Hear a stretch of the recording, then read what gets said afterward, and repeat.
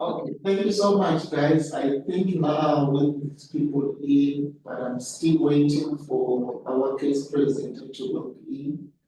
But I would like us to take this moment to reflect on a few things while I'm still waiting for the case presenter to join us. It's been 30 days again away from our last presentation. We were having another one that was so great, where we were looking at death and dying, and we were looking at different concepts and looking at how different people go through the experience of death and dying. But the most focus was on looking how we experience how personal and family development affects the experience of death and dying. So we were looking around those things. So it was a wonderful experience. So today we will be looking at legal and ethical issues in end of life, on things that are legally and those that are ethically, and looking on how we can apply them. But maybe before we start there, I want us to start with the case presentation, but with this exception that our case presenter still not logged in. I would suggest we go on with our presentation for the day. So then we'll end with the case presentation. Actually, I wish we could start with it so we can have enough time to then reflect on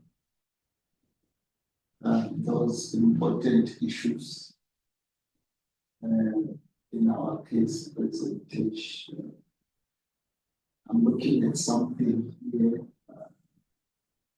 I want to, I think some of us are having network challenges. So I'll try to be fast in my presentation.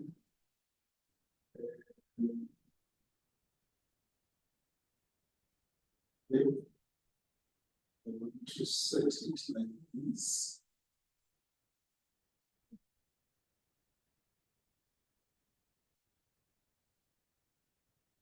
So I'm looking forward to trying to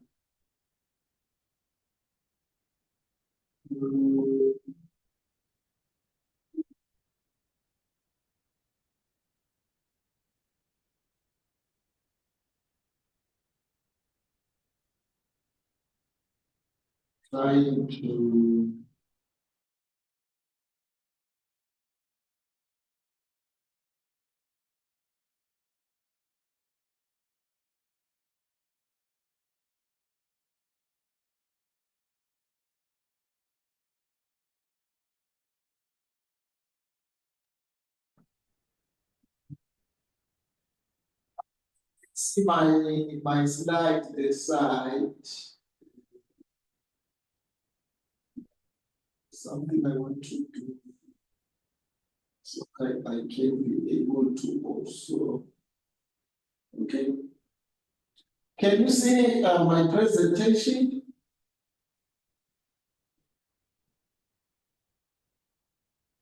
Mr. Matsaino, can you see my presentation inside?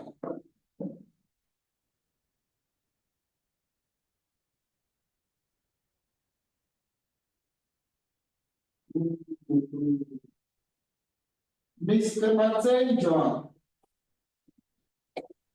Yebo bhuti yabonakala mfowethu, thank you. Bathi live lakho ibohlele ukoshoda. Okay, let me go like this. Okay, so I would like us to go straight to the presentation. right away so that we can have a moment. Yeah, if then the slides are not moving, please guys let me know so I can then change and do something with it. But then here we go. All right. So today I want us to look at the legal ethical consideration in dying. So I don't have a monitoring screen today, so and now with my WhatsApp number, should I drop off, please let me know. So we are going to look at the ethical and the legal considerations today in depth, and I'm looking few concepts and issues in it. So one thing I want us to understand is that the reason today we are looking at this is that nurses and other healthcare providers provide direct care for their patients and families during death and dying. But most of the time, the people who are always by the side of the patient might be the clinicians, but the experience is some patients have died in the hands of social workers sometimes when they visit those patients. So we have observed such things, and for that reason, the nurses and the whole team, we need to understand and consider legal and ethical aspects while respecting cultural beliefs. So for this presentation, we are going to explore the legal foundations, ethical considerations, and responsibilities around the care of these patients. So healthcare ethics are founded on moral principles guiding conduct and decisions. And we know that whenever we are providing care, there are ethics that might guide us. And actually, when we talk of ethical principles, they are not laws, but they are just principles that guide our decision making when we are taking care of those clients. And key considerations include upholding patients' rights through advocacy and education. So we need to understand what's the patient's right and what are the patient's responsibilities, what are the healthcare workers' rights, and what are the healthcare responsibilities. So we need to understand that.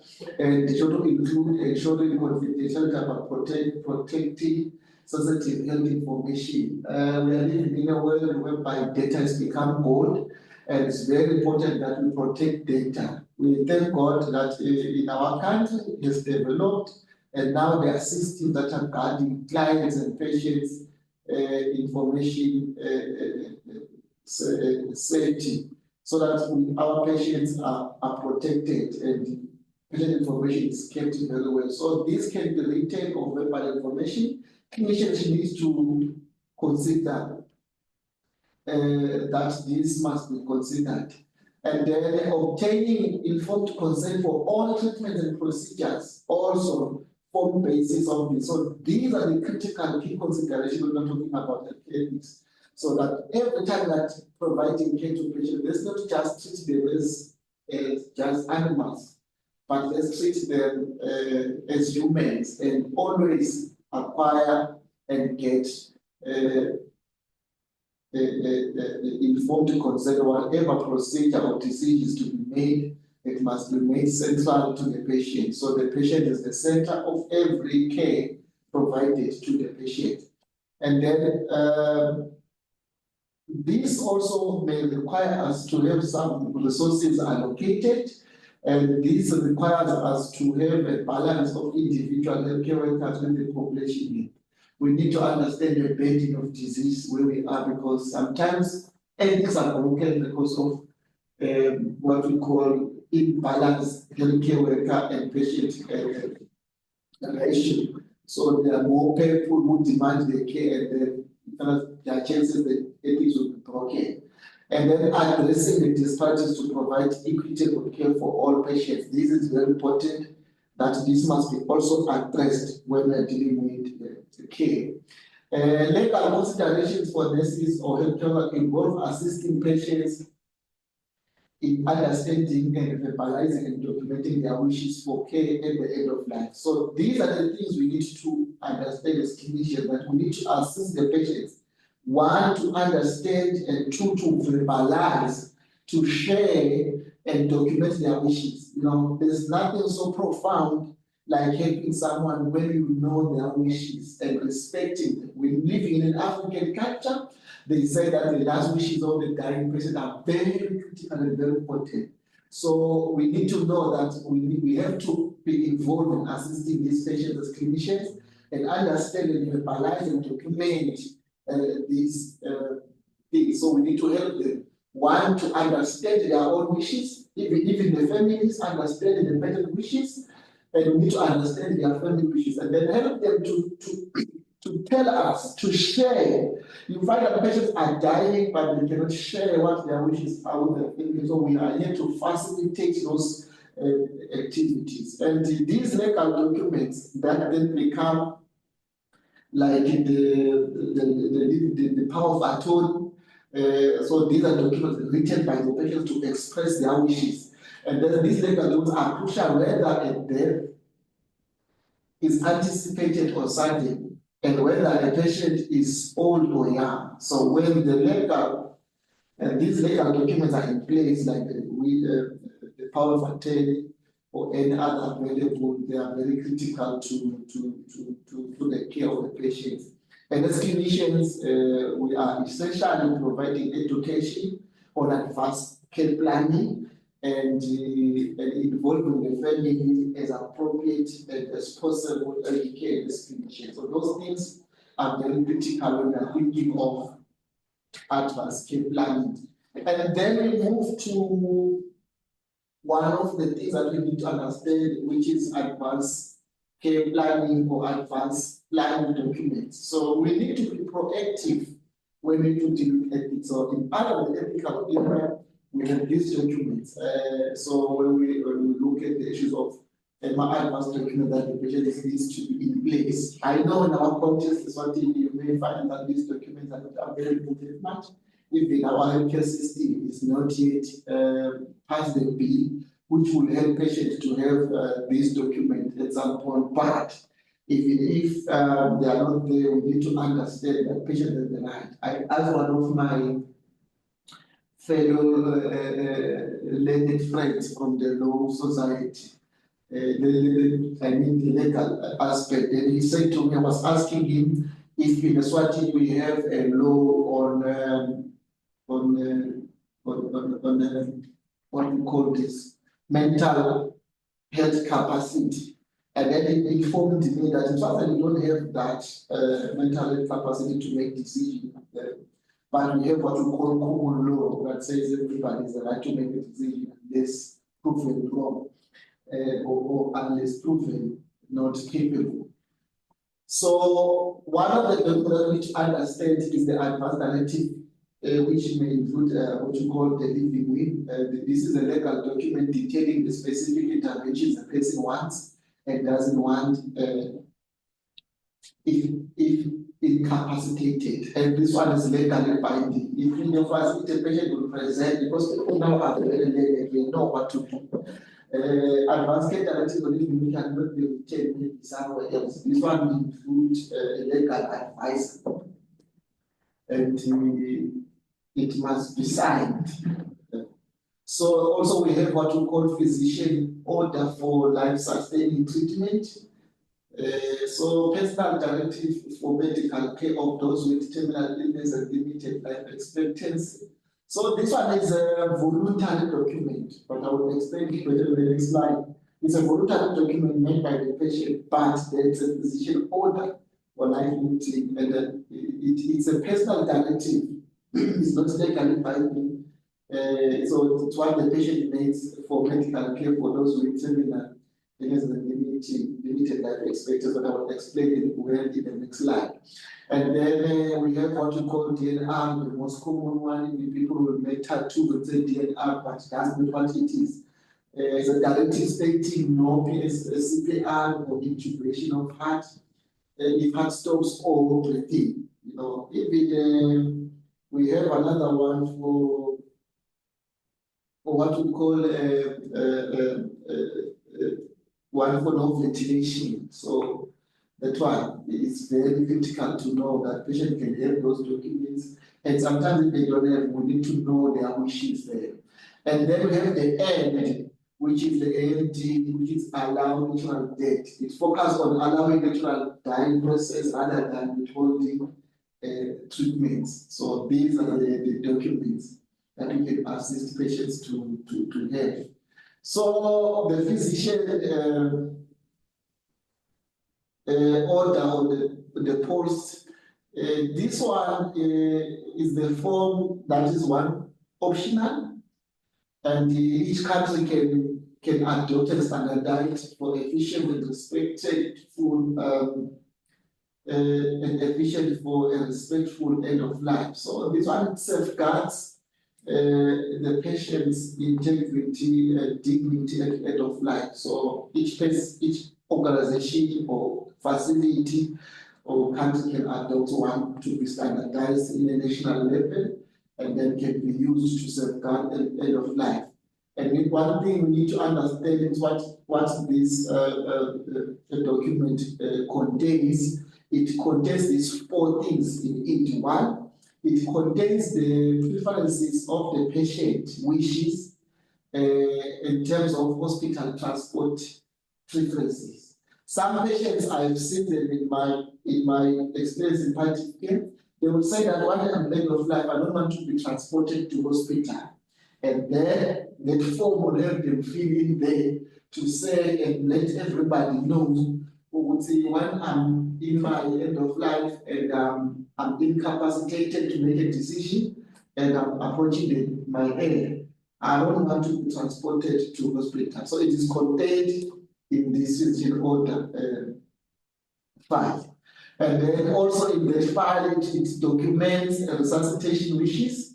It prefers whether it's full resuscitation or no resuscitation at all. It specifies that the patient will say, should my heart stops to work, I do not want to be resuscitated.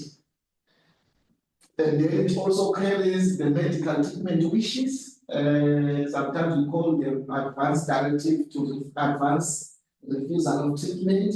So the patient will say, maybe if I cannot eat, do not feed me into the empty tube. If I cannot take fluids, do not put me IVs. You see, some will say, should I catch fungal or bacterial infection at the end of life, please do not give me antibiotics. Someone will say, they will state, but these are the most common one is antibacterial treatment, it's IV or artificial feeding or hydration. And then that's what they will say, and then the issues of artificial supportive respiration system like oxygen therapy. So they will tell you if that's what they will wish, and then also they have disease-specific care. So we have different people with different diseases. Some are cancer, some are organ failure, some are arthritis. So they will stipulate treatment for specific common preferences. As I've mentioned, that they will say that at this point in time, don't give me antibiotics. Some will say, at this stage of my disease, I don't want to be given chemo. So they will say this specific, at this point in time, I don't want to be given this. So this is what we call the physician order for life-sustaining treatment. And then we have what we call comfort measures only, CMOs. So we need to understand that there are different comfort measures we can use when we are dealing with patients. Even if there are no treatment therapies applicable, patient has reviewed treatment, patient has 80 hours, and all these aggressive treatments options that she has or refused. So there are comforting measures we can use. And these ones, they are here to provide treatment that promotes patient's comfort, and they also promote the family wellness. So one of these will include physical comfort for pain medication, positioning, skin care, and also mental and emotional comfort, which will include reducing anxiety, soft muscle gently, and communication. And then we have the spiritual support from spiritual leaders, and we can also have practical tasks like assisting with modified shifts and daily activities. So we can have physical comfort, we have mental, spiritual, and practical. If the patient is refusing all the other options.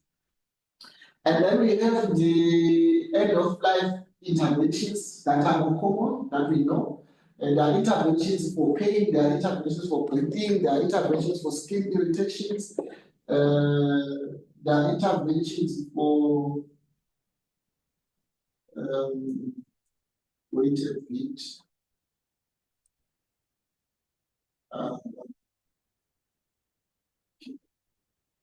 There are interventions for emotional disturbance. So we need to understand what can we do in terms of if there we have this compartment, what else can we do when these are the most common problems that happens with patients at the end of life. So we need to know how to help them. One of the things for emotional disturbance, we can provide physical contact and play quiet music, use soft lights, involve spiritual leaders, you know. And the people who are approaching the end, sometimes they have skin irritation, you can keep the skin clean, dry, clean. So all those things. And one of the things to understand is that most common symptoms of the things approaching the end, it's breathing problems and pain. The other ones are more common, and we can deal with them by administering pain medication and monitor non-verbal cues and maintain comfortable. Sometimes we say the last medication to stand until the patient dies is the pain medication, because pain is the most serious problem we don't want our patients to go through. So we need to know the ethics that are common. We know them, they are common. The clinician must be informed and must be comfortable in supporting patients and families in end-of-life situations while adhering to these ethical principles. One is autonomy, the right of independence and self-determination in end-of-life decision. And sometimes we are tempted to make decisions for the patient, but this one is very key for them. And then the other one is beneficence, which is the principle of doing good. And let's check ourselves, whatever am I doing? Am I promoting good? Is it in the interest of the patient? You will hear the patient says, if this is the case, I will not do it. And beneficence and maleficence, they go like the other one goes down, the other one goes up. If non-maleficence goes down, it means then beneficence take advantage. If beneficence is diminishing, and then it means that non-maleficence chances are always going up. So what is happening is there are two rules that governs these principles.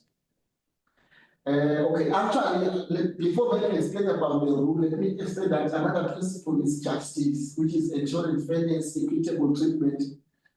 In this one, it's like if I have a patient who is end of life and is dying, or is now presenting with the symptoms of death, which is one of them, it's anorexia and cachexia. And the families are saying now he has not eaten the past 3 days, and they are requesting me to insert an empty tube. And then in the same scenario, with one empty tube available, a child who is due for a major operation will need this empty tube. So you see now, if then I take this empty tube, I give it to this person, the chances are there would be no justice in that situation, because if I feed this woman with the empty tube, but I will not change the nutritional status of the patient, nor the prognosis at all.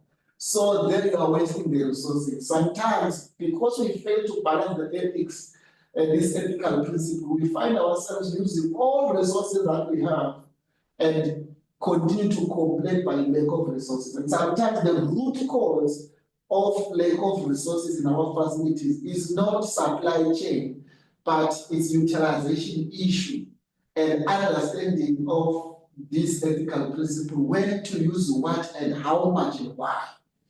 So I was explaining that there is a two rooms in palliative care. One has just been implementing this years, and the other one is the old one. The old one is the golden rule. Do to others as you want it to be done to you. And clinicians have been driven by that golden rule that says, I will do to my patients like I would like it to be done on me.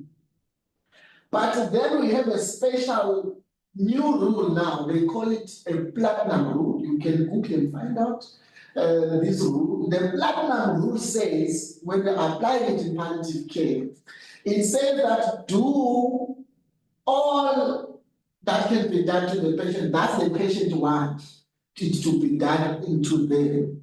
So in short, let me not do what I will prefer or wish can be done to me, but let me do to what the patients wish could be done to them. For example, if a patient will not wish to be fed with an energy tube at the end of life, and I prefer to be fed, so the preference is between me and the patient. With the golden rule, I will go ahead and administer the energy tube, but with the platinum rule, I will not continue because that's not what the patient wishes. And we need to know, sometimes families, these are the conflicts and dilemmas that will shoot up when we are planning this, and families will kick in and say, use the golden rule, and then we need to help them understand the platinum rule. And having the documents I was talking about, the legal documents, especially even including the clause, it will help you to manage and deal with ethical dilemmas that will arise during your practice. So the dilemmas that are most common is patient autonomy versus family wishes, as I've mentioned. Patients respect, we need to encourage that we need to respect patients' informed decision, even if conflicting with family desires, and facilitate an open communication. Whenever there is a conflict between the family wishes and the patient's autonomy, we go with the side of the patient autonomy. And what will help us to stand on the patient autonomy is knowing the flaws sometimes of the patient, or knowing the wishes. Even when the patients are coming to our facilities for admission, it is critical and very important that we update our admission files so they can accommodate the capturing of the patient's wishes. And another dilemma that is most common is when we are withholding and withdrawing treatment. When we have to withhold treatment or we are withdrawing it at all. And ethically similar, both require careful consideration of patient goals and prognosis. Whenever there is a treatment to be initiated, there should be a clear indication. Why are we enrolling the patient to this treatment and what are the outcomes? There's what we call futility. And patients have no right to treatment when it's futile. So we need to let them know that should the treatment does not yield the required results outcomes, it will be withdrawn. And should there be a need to withhold the treatment for certain reasons, it will be withdrawn. But that needs to be considered, to be carefully considered. And the patient's goals of care and prognosis of disease needs to be considered in this scenario. And then another common one in palliative care dilemma is the one on truthfulness and disclosure. You know, as clinicians, we found ourselves lying to patients. So providing an honest and compassionate information about diagnosis, prognosis, and treatment is very critical in palliative care. So we need to know truthfulness and disclosure. Sometimes I usually say, when you are disclosing treatment, you need to know who to disclose to and why and how. And sometimes families will say, do not tell him. Do not tell him. So we need to know and handle that one very well. Sometimes if they say that, you need to ask the question another question. What makes them scared? And then help them understand why is it important for the patient to know. But these are the most common ones in palliative care ethical issues. And then we have another one we talk about in ethics when we have what we call euthanasia and aid in dying. So there's euthanasia, active euthanasia, that causes death to end suffering often via lethal substances, and this is generally legal and raises ethical concerns for healthcare roles. So this one is not legal, but people can do that. So we know this one is illegal, and these Christians are not expected to do it. Actually, this is what we call passive euthanasia, and this is, I'm tired of this patient, then they go for passive euthanasia. So when they are accelerating the death by withdrawing life support, now pulling the plug, that's what normally say, allowing natural disease progression.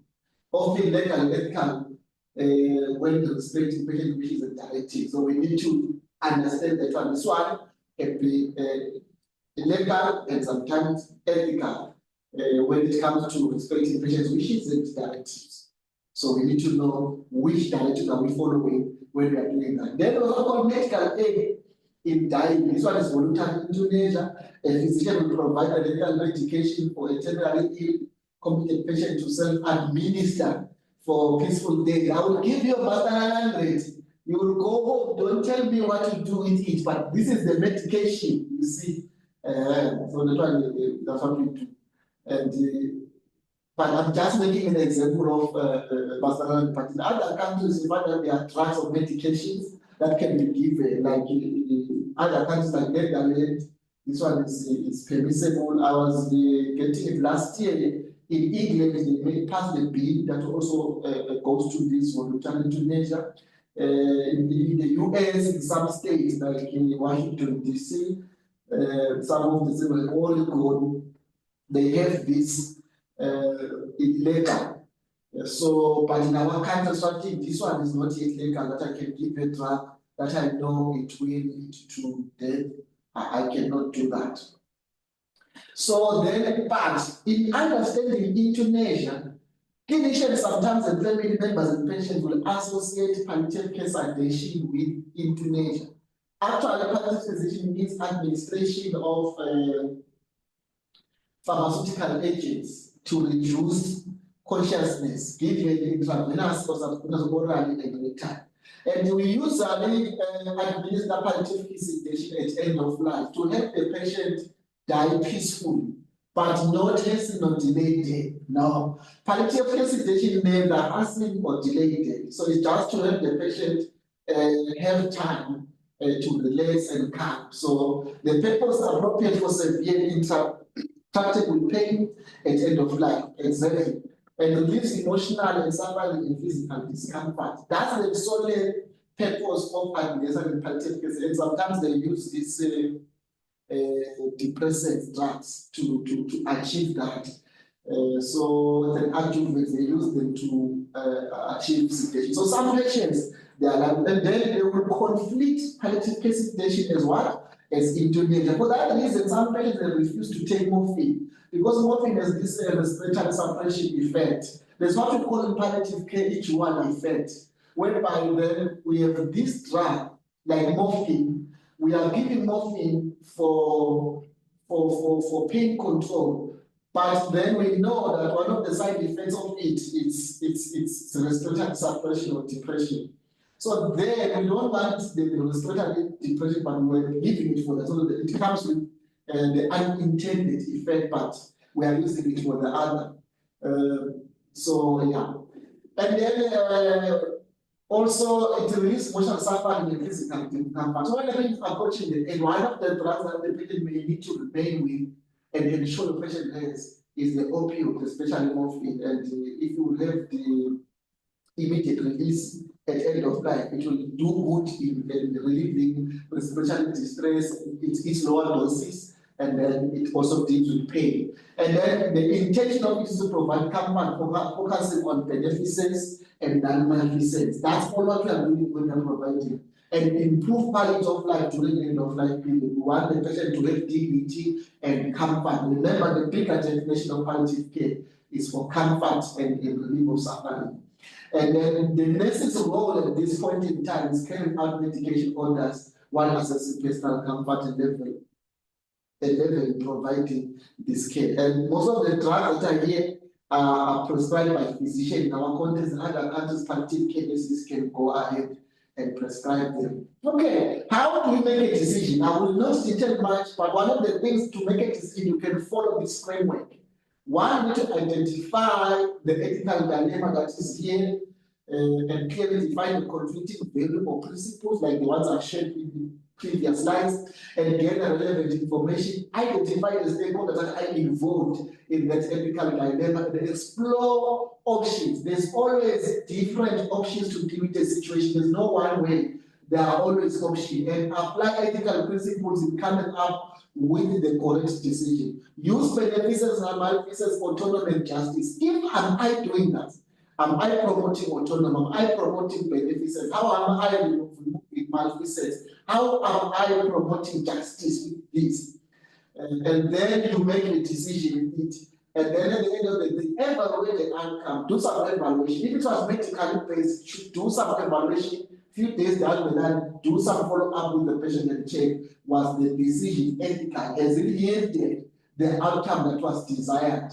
So this framework can help you to make decisions when it comes to ethical dilemmas. So other issues that you need to understand when it comes to end of life is the post-mortem care.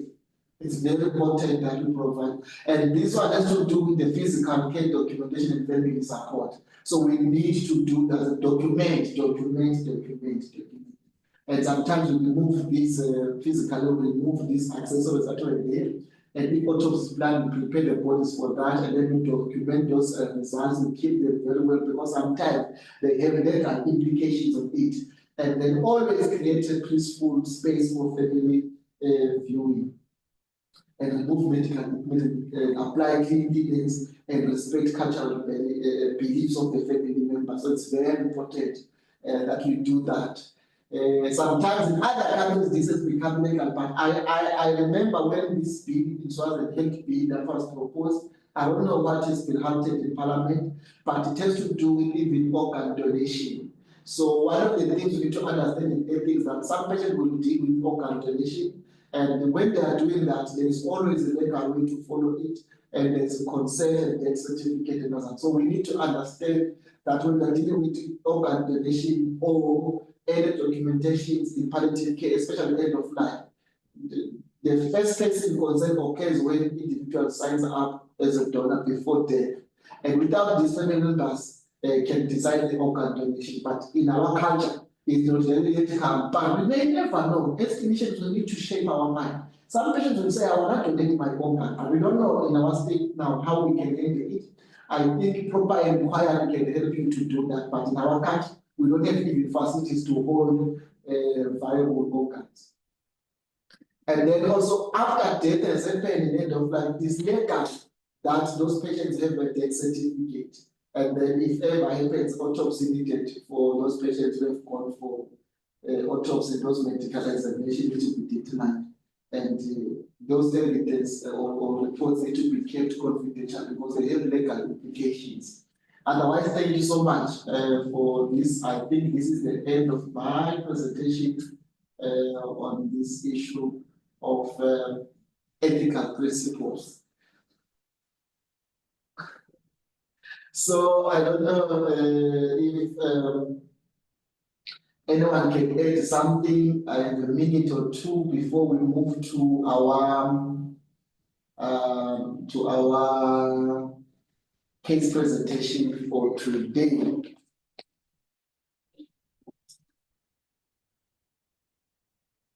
Otherwise, ethical issues are always there. We will always face them. Whether anytime there's a patient in front of you, know very well and be able to be sensitive for that. System-wide. Yes, you can go ahead with this system.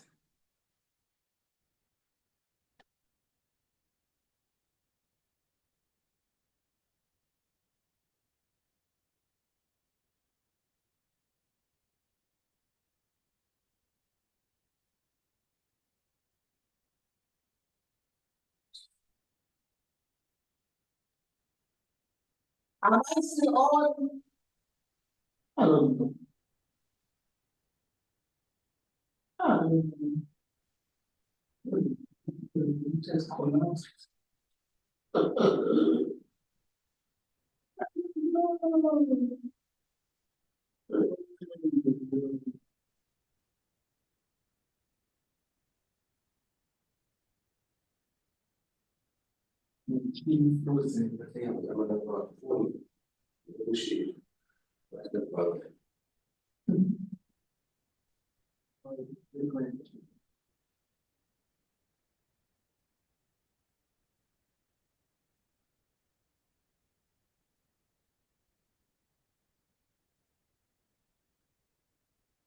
Am I still there?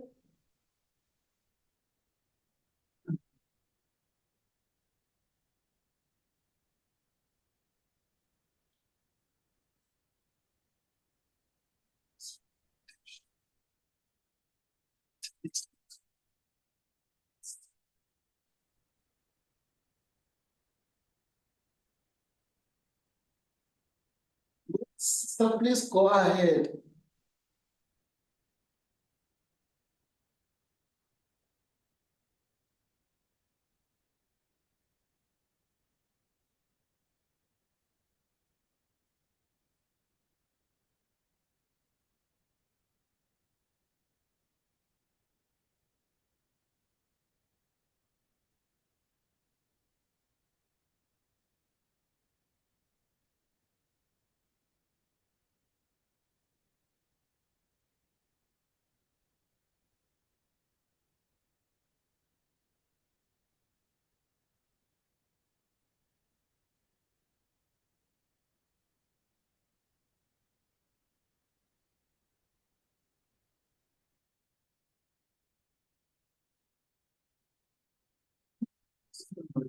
Okay.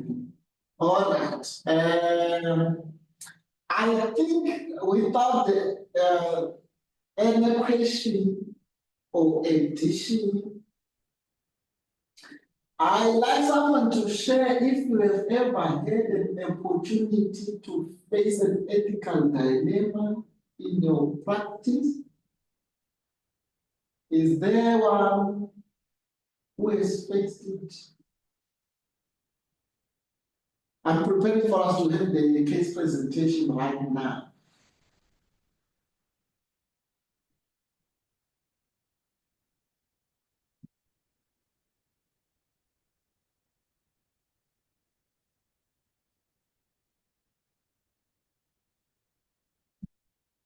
Okay. Can we go straight to the case presentation? It will be shared by Mr. Kele. So I request we watch closer and closer.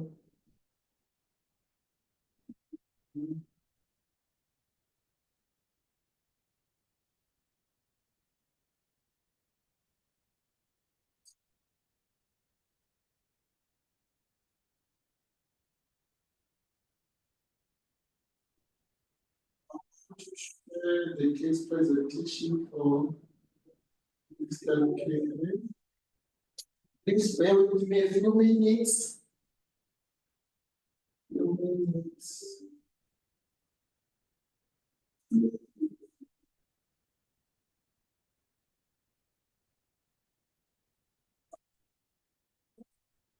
Question or comment?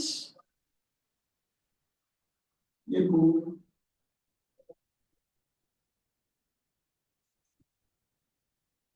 have you experienced an ethical dilemma in your time?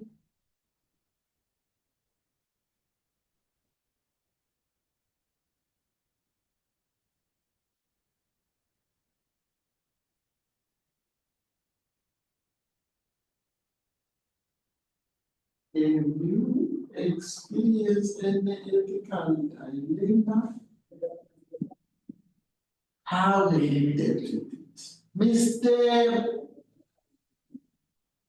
Matega.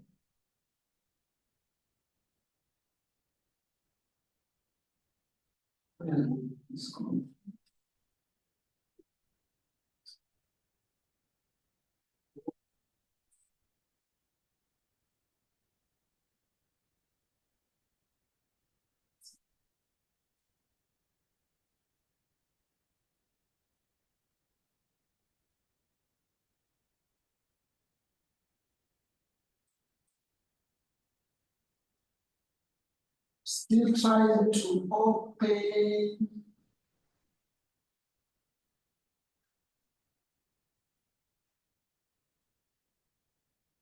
This one, please. This one. This one. Okay.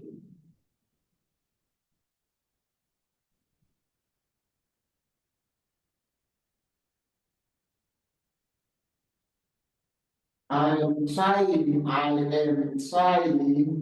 share the case with you guys.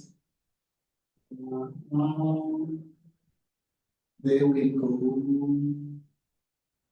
There we go.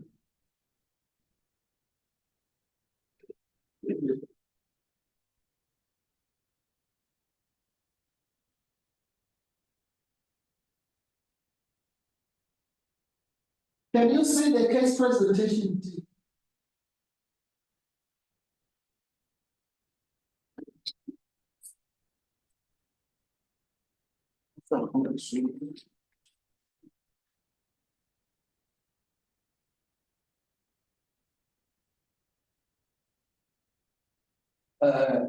Good afternoon, team. As Mr. Masango said, I'm serving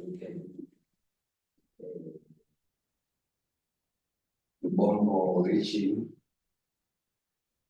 The Bombo region nurse. Today I'll be sharing the case presentation for the Bombo. We have a client. I'm not sure if I'm audible enough before we continue, guys.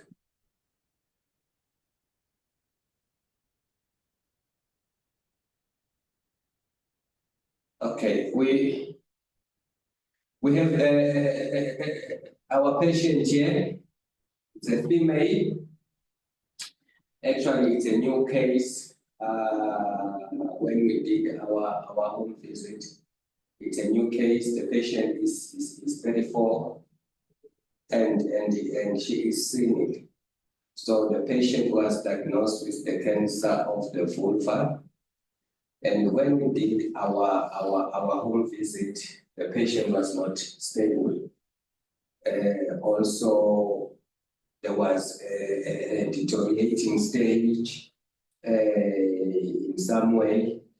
So when we looked at the papers, we saw that it is stage 4.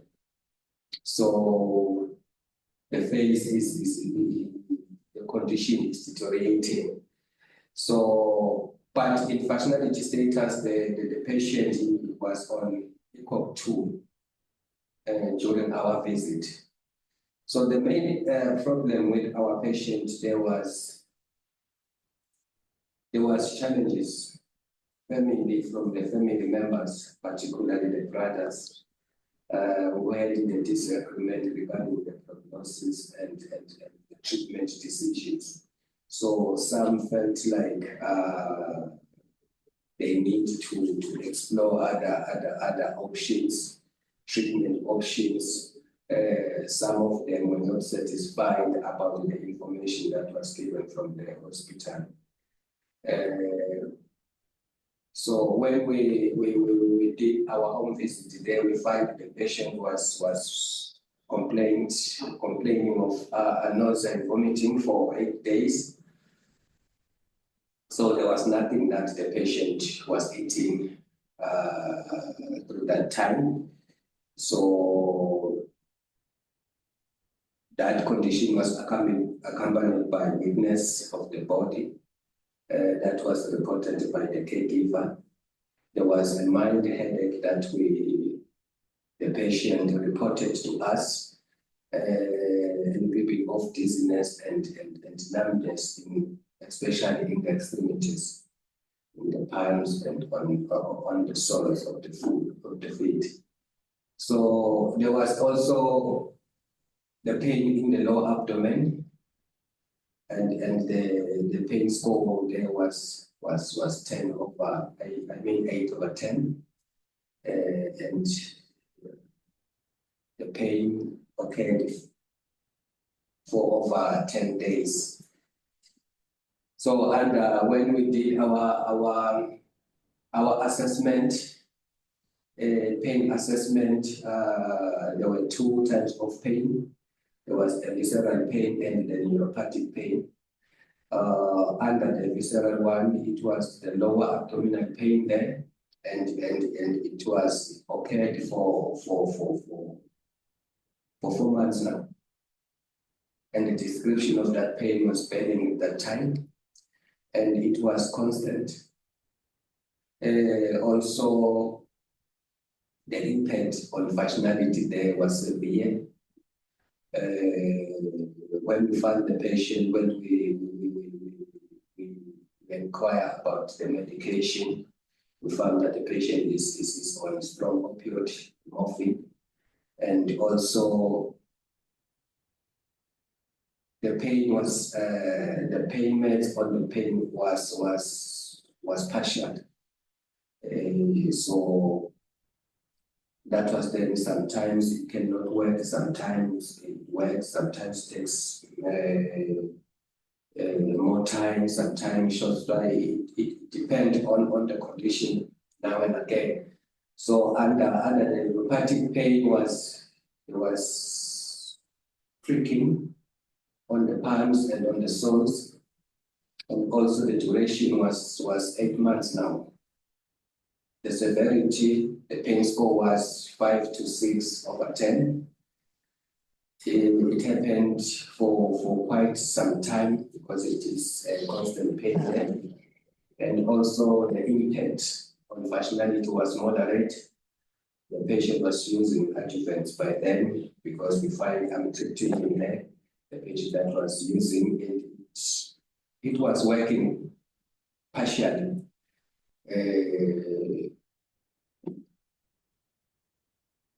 When we checked on her vitals, the last day we did our home visit there, we found that the BP was very low. It was 98 over 60. Pulse was okay, 88 beats per minute.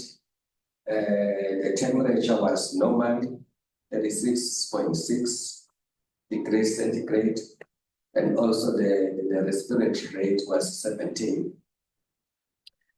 Under the distressing symptoms, there was no constipation because the patient has not been eaten for over eight days due to the nausea and the vomiting. So the patient was weak, and also there was anxiety, mild anxiety, mild depressed.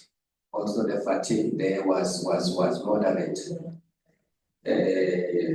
together with the nausea and vomiting. It was moderate by then. So when we assessed the caregiver, he reported that the patient was losing a little bit of weight. So it was mild on cachexia, and also because the patient was now vomiting, the anorexia was altered in a way. So it was moderate by the time we did our assessment. So under medical history, the patient was diagnosed with cancer of the vulva in early February this year, 2025. No treatment has been started, particularly the chemo, due to the medical condition and low HB, because the last time she visited the hospital, he had a blood transfusion because the HB there was very, very low. So the chemo was not started by then. Then due to the life-threatening conditions, now the patient is not able to attend the medical appointments. So the condition is not conducive for the client and for the family as well. So the medication, the patient is using morphine twice a day and still using that medication together with the dicolex for the constipation, and also ferrous sulfate for boosting the HB, and also for the nausea and vomiting. The patient uses the metoclopramide as an antiemetic. In social history and family history,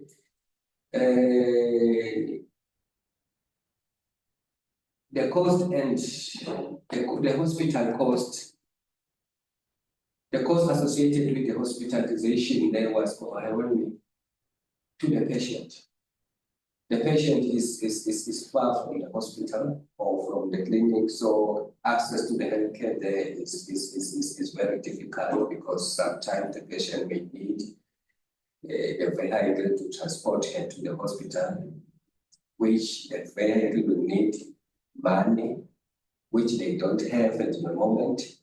So that was the problem, and that was the social problem that the family there is facing right now. But however, the support system is very strong, because the caregiver there is a sister who is always there to provide moral support. Under spiritual history, there is a religious community group that is nearby to provide spiritual support. When the patient is not able to attend the services or the meetings, the community meetings, the church members will come and visit for a fellowship, and also the leader of the church can come and have that fellowship together with the patient for spiritual purposes. So under the advanced care planning, the patient does not have the resuscitate orders. The patient has no advanced statement of wishes. However, the healthcare proxy is available, as it is the sister that is always with her during the hospital visits, during the palliative care visits, during all of the visits that are there. The patient or the proxy is always available for moral support. So also the advanced decision to refuse treatment, is not taking place there. They are preferred priorities of care that are also taking place. So as a further plan to improve quality of life of the client and family, with the MDT, we plan to conduct a family meeting. There we will involve the family members into care. We also plan to manage distressing symptoms. Also, we would like to provide spiritual care during the visits and work together with her church members and also the spiritual leader to study or to assess the status of spirituality. Also, we will provide ongoing counseling to the family and discuss caregiving roles at each palliative care phase. We will also try to do this ongoing counseling for the prognosis, the treatment, and all the like, because right now the family is not satisfied with all of the information. Thank you so much. It marks the end of my presentation for today. Thank you. Thank you. I hope we could take Mr. Kele's presentation. Let me do the. Yes, I hope you have been listening. Let me see, there's a question here. Okay, my comment will be where we are now in the proposal. As healthcare professionals needs to be involved. All right, let me read it very well from Magekamete. I'd say where we are now in the proposition period.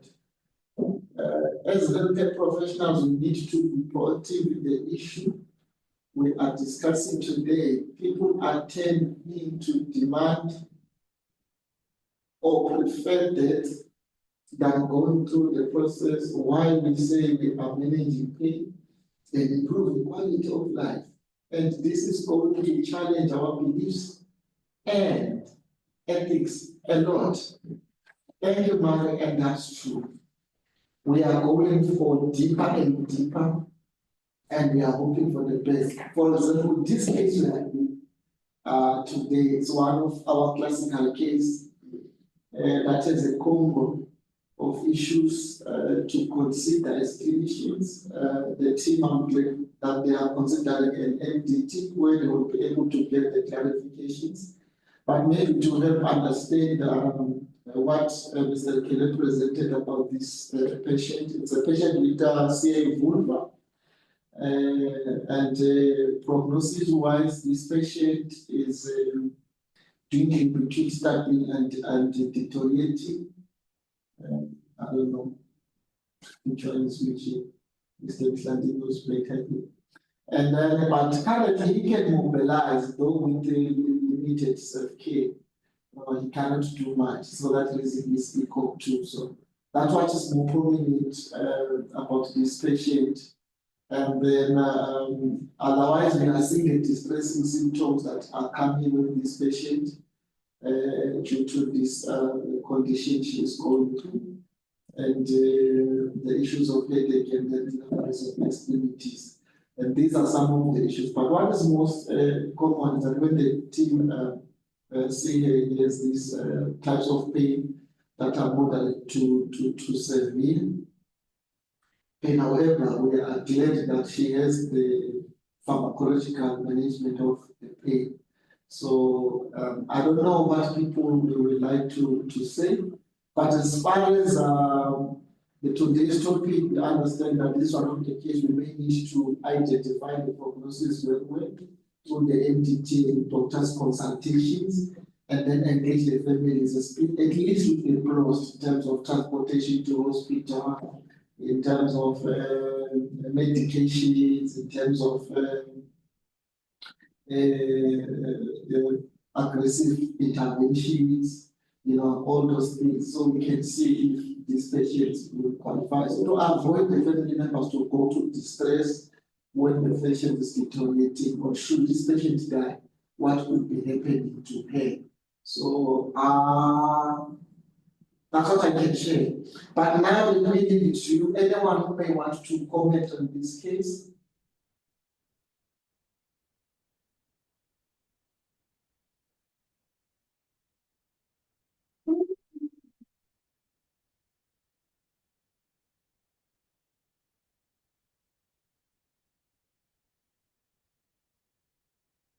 Anyone who wants to comment?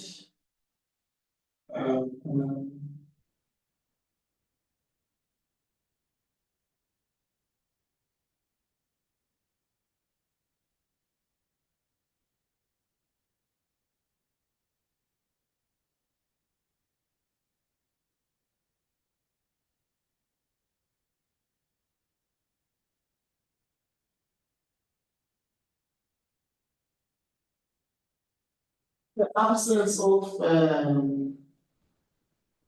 questions in this, I would like to summarize today's presentation in case, and like say that issues of ethical dilemmas are real, and the pressures we are going through as clinicians is true, like my comments have said.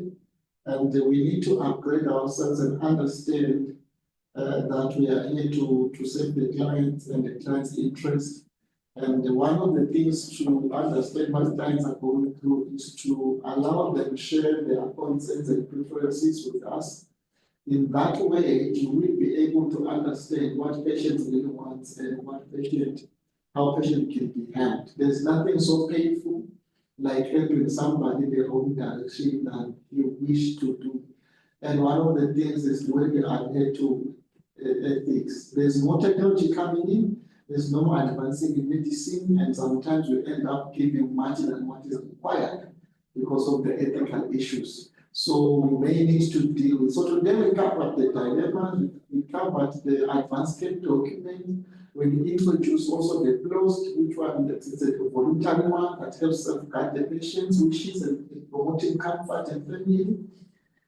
So I hope you will find this document presentation and the case will be uploaded into IECO platform for you to review and use the document on a daily basis and the case too. So we will provide this actually the president is already uploaded, and at the end of this presentation we are going to upload also the case. So in the absence of any question, if someone has a question, I would like to give him or her the opportunity. Otherwise, when we come back in our next meeting, I would like us to be more attending early and be available for more discussion. We will be looking at advanced care planning at end of life. So today we hinted a little bit of it. So on the our next class will be on the 4th of June, 2025, 1 p.m. 4 June 4. We will be back and we will be looking at advanced care planning. So we will be looking at the principles guiding advanced care planning at end of life. So today we will just bring in the advanced care plan directive documents, which are helping us deal with ethical issues. So for us to deal with ethical issues, we need to have the advanced care plan. But then now we know that ethics are there, dilemmas are there. How can we do the advanced care? What principles guide advanced care planning? We will be looking at those in our next meeting. Thank you so much. Let's have a great day. Let's meet on the 4th of May. Thank you. Bye-bye. Thank you. Thank you. Bye. Currently, our organ donation is not done, sister. I don't know why. Maybe we need more advocates, sister. So there was a health bill discussed in Parliament, but it has not exited yet. In it, I remember one of the parliamentary committee chair saying in that bill, I think it was Mark Ford, I don't remember who was in there, saying that in that bill there is an aspect of organ donation. And I was very happy when I heard about that. I don't know whether it was an abortion issue because I heard that culturally it gets some resistance when it comes to that end. It's like that one and the marriage bill, they are still doing it in the air. So I don't know how far we're going, but thank you so much, sister. It's part of, it's one of the things that form part of advanced care planning and ethical issues when we're dealing with them. We need to know the legalities that are around it, but in our country, not yet. Yes, thank you so much. Let's meet on the 4th of April, May. And when we're going to look at advanced care planning, the principles, how can we do it, how it is done, and how can we do it in our context like this when we have no legal documents able to support advanced care planning and other stuff. When it is done and all those things, let's look at them and 4th of May. Thank you.